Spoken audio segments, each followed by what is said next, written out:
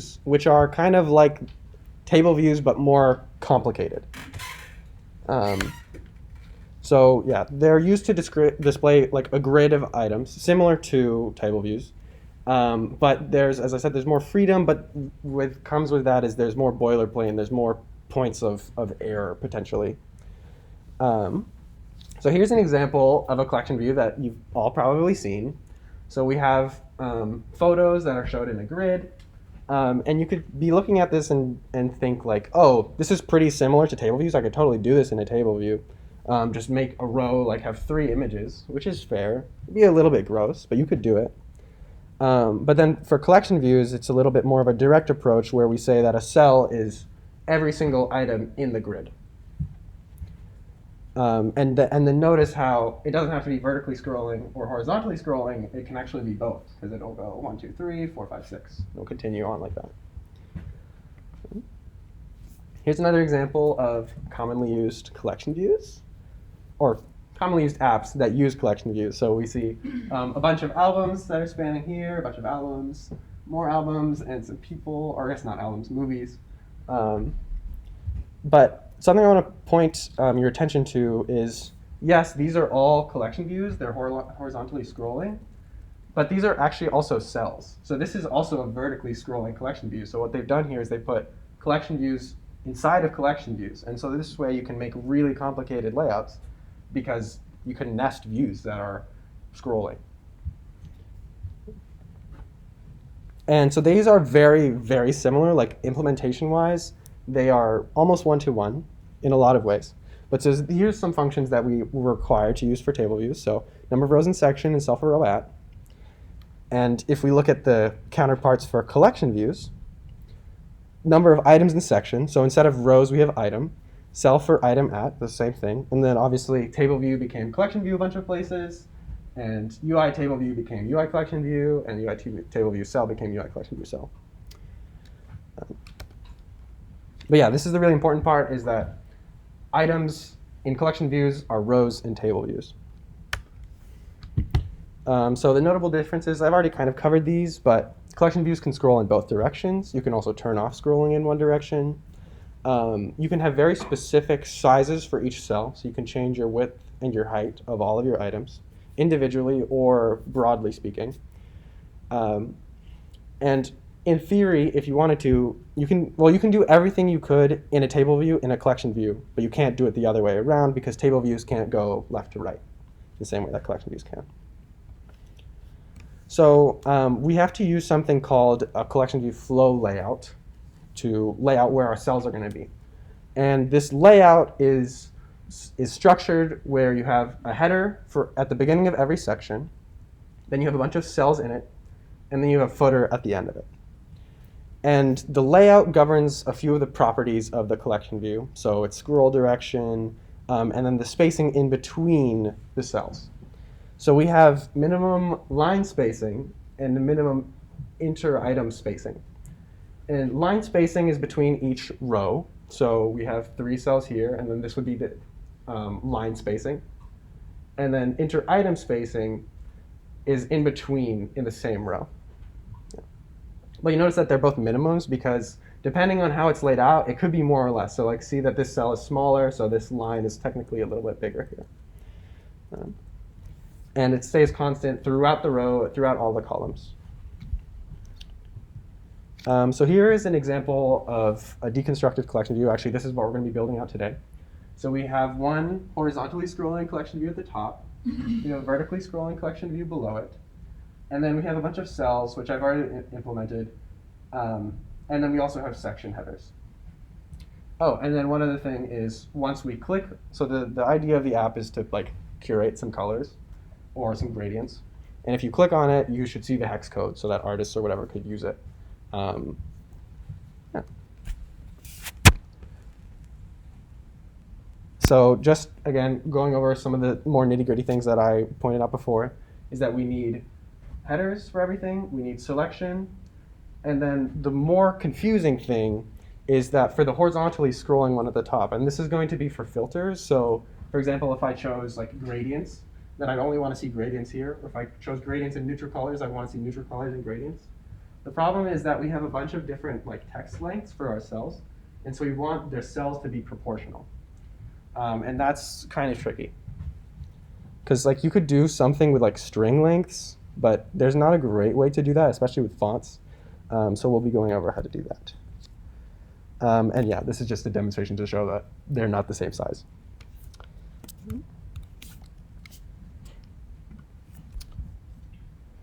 So here is the full app built out. So we have this vertically scrolling collection view with some cells that I can select. And I can say, okay, and then we have this horizontal one with filters. And I can only want to show warm colors. I can say warm and cold colors, or I can show the selected colors, and that's where we're going. But for now, we're just going to work on this vertically scrolling one.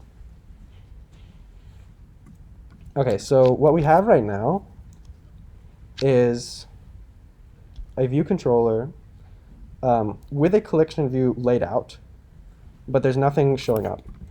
And so I'm going to wait for that to load. So this is something that I said you might see in your homework, which is a collection view that's not showing anything. And if you want to make sure that it's actually there, you could set the background color or something. Or what you can use is there's this little button in the corner or down here. You can't really see that, but it says Debug View Hierarchy. And if you click on that, it'll take a couple seconds. But then you get to see a 3D reconstruction of our app. This is just what I showed earlier in the presentation. And we can see a little stack with our views in it. And you can see that there is, in fact, a collection view here. And I can select it. So it's there. I just need to configure it. OK. So this is what the collection view looks like. It's just a collection view. And I'm initializing it with a frame of nothing, because we're not going to use frames. We're going to use constraints. And then I use a generic layout, which we're going to replace now. So we need to create this flow layout.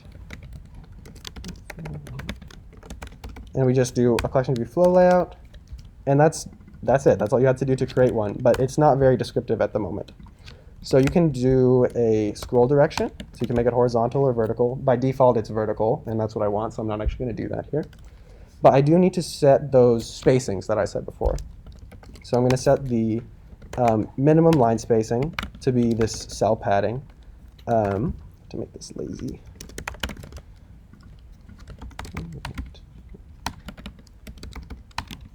And then I'm going to do the same thing for the minimum interim spacing. I just want it to be the same spacing everywhere. And then lastly, I'm going to set these insets. Did you talk about insets last time? No? OK. So basically, we're going to constrain the view. And then I want all of the contents to be some amount within that space. And so that's what the insets are for. So I just do the layout.insets, section insets, sorry. And you can make a UI edge insets, which all this does is it says, OK, where do you want your content to be aligned to in relation to the view? So I want it to be like a little bit below the top of it so it doesn't get clipped, and a little bit above the bottom of it. And then I don't really care horizontally. I'll do that with constraints. So now we have this collection view, which shows up in this very particular spot. But we need cell types, and we need the data source before anything can really show up. So I'm going to set collection views. I'm going to register a cell class. So this is the same as last time. So I'm going to say, I have color cell, which is a cell I've created beforehand. And then it has an ID, which is just a static member, so ID. And then I'm going to set the data source to be self. But I need to implement this because I haven't done that yet.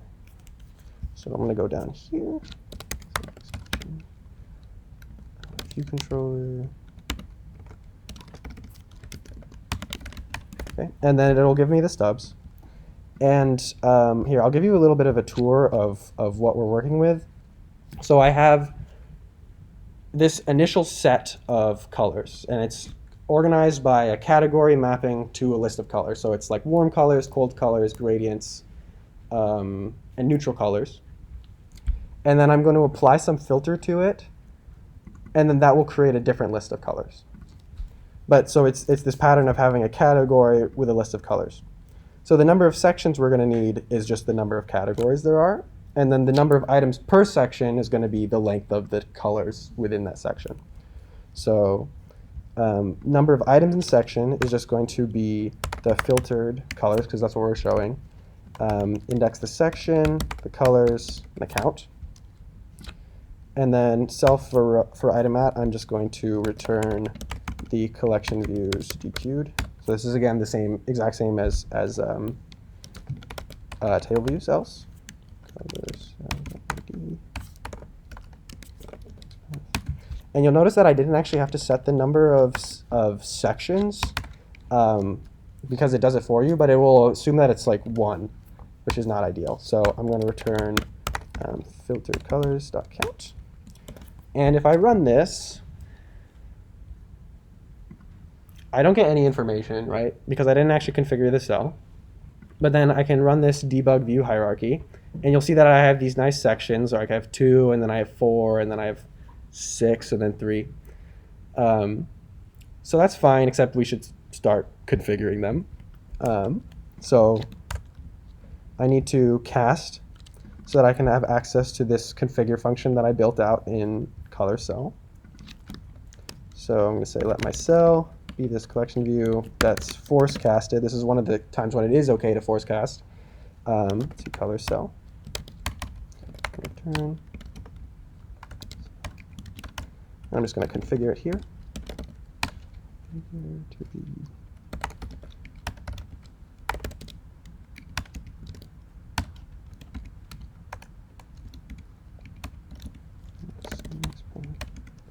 row. And so we talked about index paths last time, but this is pretty similar. So we have sections and rows. You can also do item instead of row if you feel more comfortable, because that is the terminology for collection views, and it makes more sense if you're doing horizontally to say item instead of row, but it really doesn't matter. So if I run this, hopefully we'll get some colors. Yeah, great. Oh, I need to set the corner radius, but they're all there. I'm just going to say cell dot layer dot corner radius is cell padding. Great.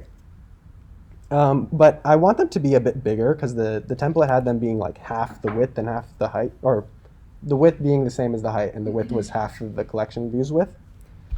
And so there's 2 ways you can do this. And the first is to say flow layout dot item size. And this is kind of hard to deal with because we're doing everything like relatively speaking, because we're not sure how big our app's going to be, because there's different phones and it could move or whatever. So it's kind of weird to say, oh, it's going to be 400 pixels, because if someone had a different phone, the layout would look really different. So one way that we can actually get the size of the collection view at runtime and use that is to actually use a function that's set out for us by this flow layout. So we can actually extend the flow layout delegate. Extension of view controller is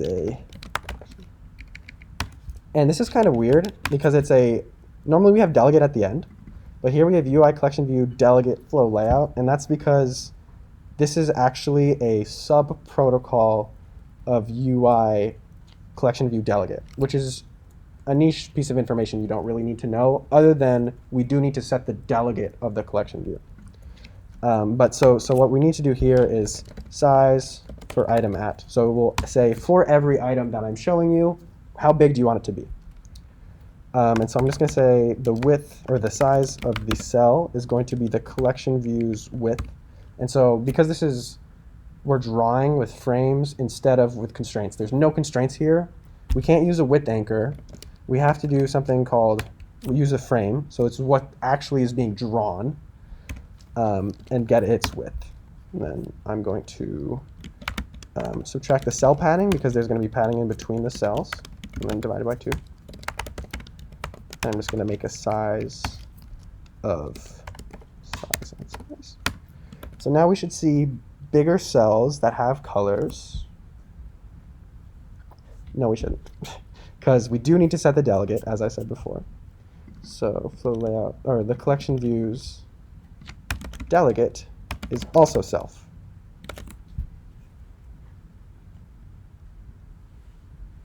Okay, and now we get the collection view is showing. And you can kind of see that there's sections in between, but we have to actually implement that. So that's what we can do next. So we have to register another cell class. So collectionView.register, and this technically isn't actually a cell. It's a supplementary view. It's actually something.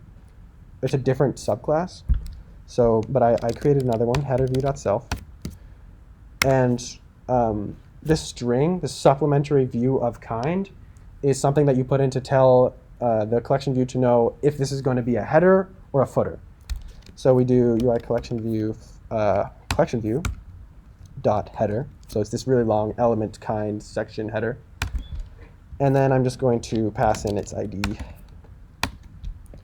Okay, and so now we have this. We also need to specify the size for this. So I will do that with the flow layout. So this is going to be reference size for header and section, which makes sense because we're making a header. And I'm just going to make this be the collection view's width. So again, the frame.width. And then the height I'm just going to set as a constant.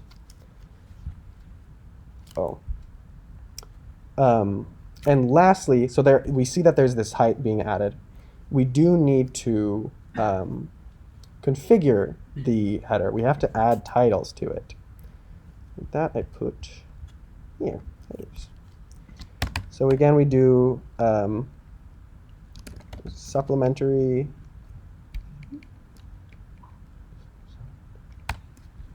So that's wrong.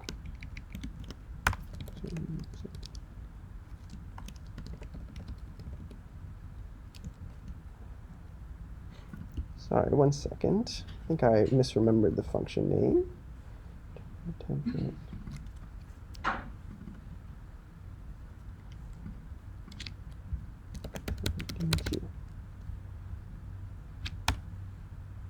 Oh yes, it's this view for supplementary element of kind. And that's going to be something that comes in the data source. Okay. Data source.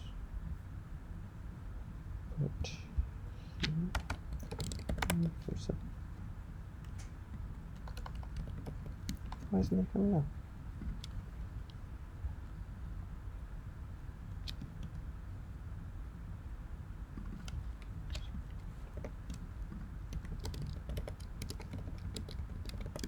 There we go. I don't know why that wasn't showing up. But anyways, it's just going to be another DQ. So we're going to say let header be the collection view dot DQ, except this is a reusable supplementary view instead of a cell. And then so our kind is, we're just going to pass it directly from here because it'll know if it's a header or not. So we'll just do kind. With the reuse identifier is going to be our header, and then index path. And I'm going to force cast this to be the headers view, return header. And now we can set the title. And that's just going to be the categories, filtered colors, index section, index path. So now we should hopefully have some sections. Yeah, great.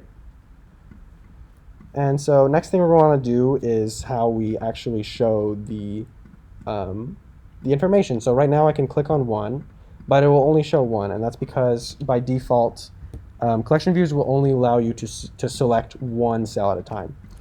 And this is a really easy fix. We just set the collection view to say allows multiple selection, just say true.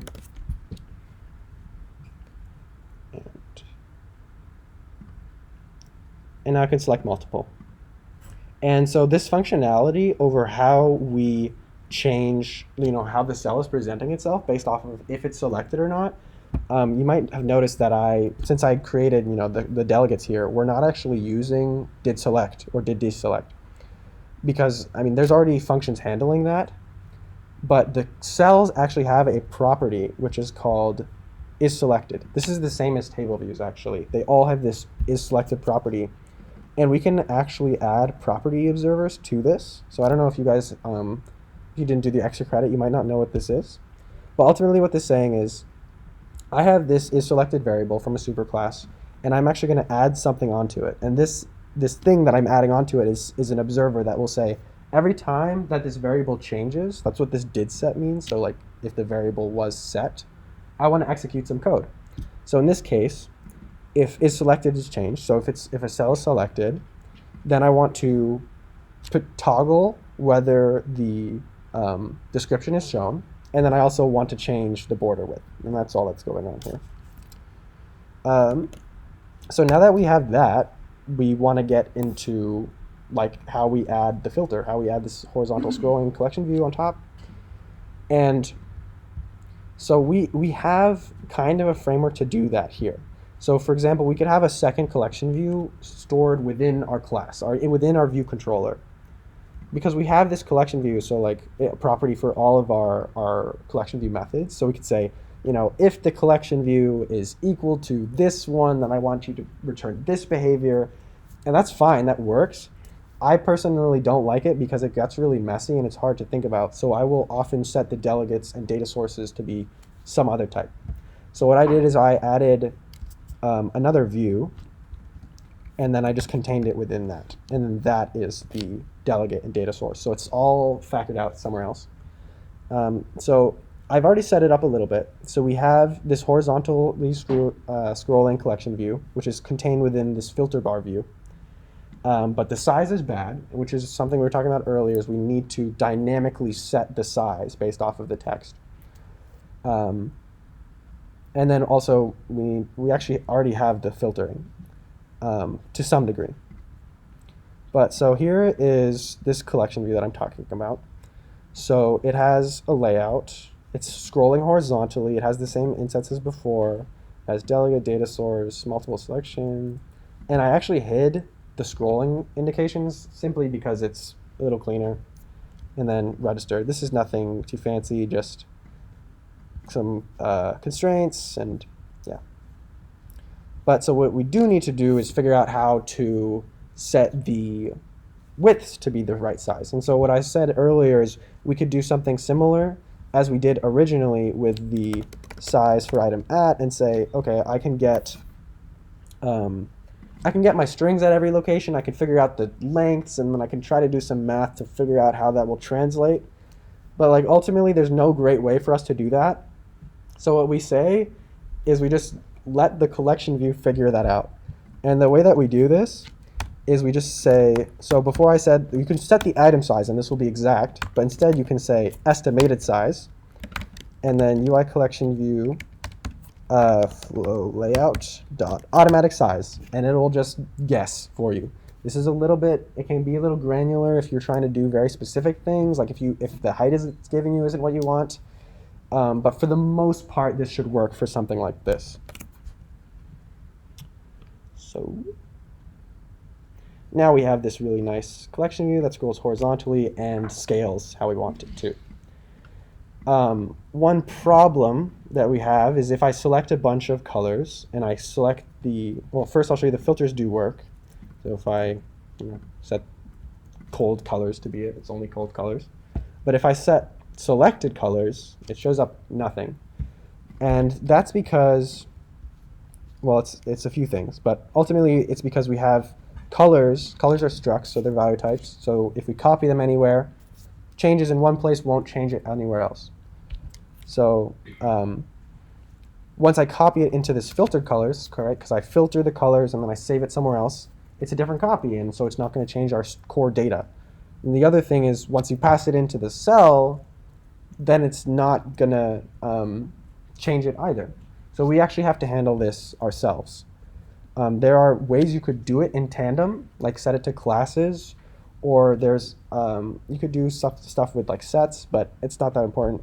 It's better, at least for us when we're doing more simple stuff, to just handle it with did select, did deselect.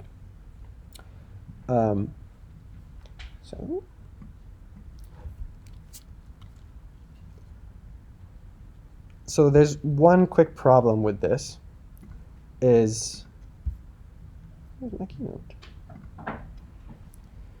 We've set this scenario up for ourselves where we have this original list of colors, and we have a filter of cold colors, and we're only presenting the cold colors.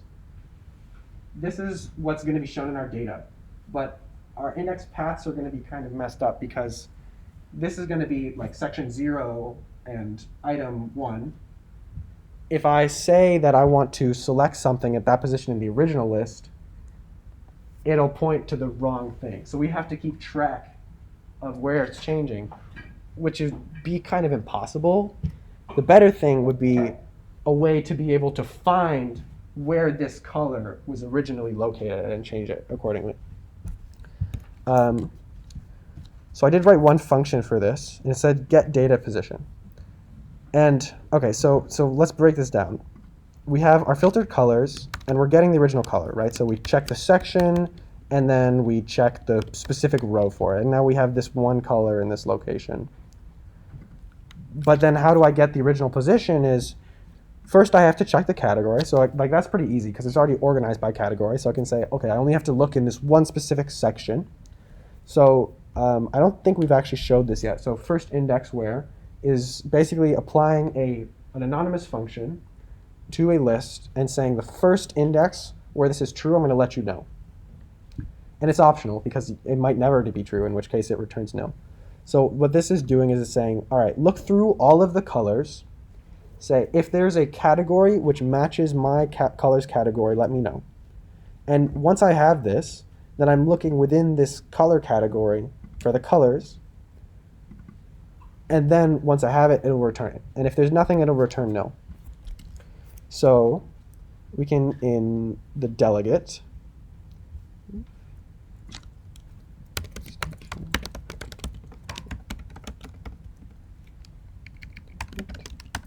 for did select and did deselect, we can say the color, so we can get our location. So we're going to make this an optional because if it doesn't exist, it doesn't exist, and we can't do anything about it. Location is going to be the get data position of our index path. And if it doesn't exist, I'm just going to stop executing. And I'm going to do the same thing in both situations. And if it does exist, then I'm just going to set it accordingly. So the color with location dot section location row dot is selected is true. And then here I'm going to set it to false. Okay. And so now if we check our filters, hopefully it will work.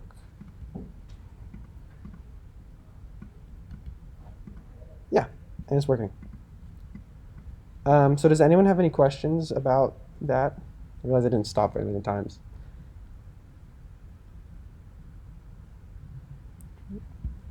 Yeah. Where are you kind of putting all the select colors into it? Is there a variable that you're putting into it? Or? Is there a variable where I'm putting the select colors? Oh, how I'm getting the colors that are selected. Yeah. So that's a good question. There's two ways you can do that, which is either iterating through your data and checking which is selected because that's a property of the data that I had. Or CollectionView has a property called selected, or index paths for selected items, which is optional, which will tell you everywhere that's selected. It's a little bit less safe because there's some wonky stuff going on with CollectionViews, but for the most part, it works pretty well. I did something slightly different in this category selector. This is kind of a more complex thing. If you guys can look at this, it's totally fine, but it's more complicated than what you guys are going to need to do for the assignment. What I did is so we have a bunch of categories. So what I did is I just created a set, which is an array without repeating stuff, and the order doesn't matter. So I'm just saying every time that a category is selected, I'm going to insert it into the set. And then if it's deselected, I'm going to remove it from the set. And then what happens is when I create the filter, it checks the categories, and then if it's empty, it will return everything, so nothing happens. But if there's something in there, then it will apply filters to it. But ultimately, it's either you're going to be querying your data for it, you're going to be maintaining a set or something that says which is true or not, or you're going to use directly the CollectionViews implementation of that.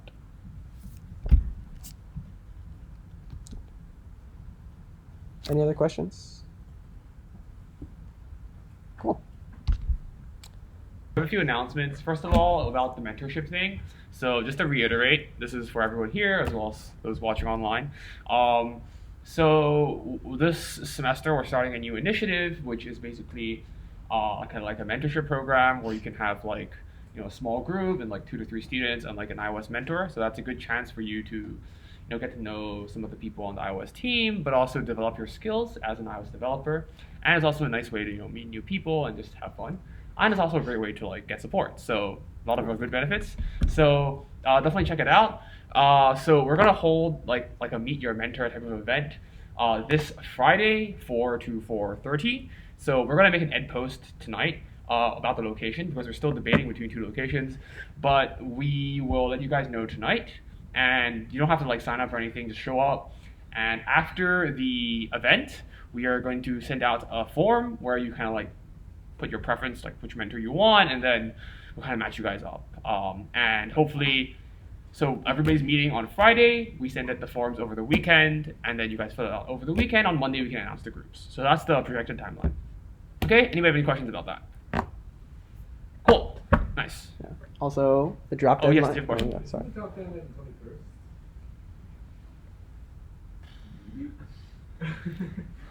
So I don't know off the top of my head. Did you just check? Yeah.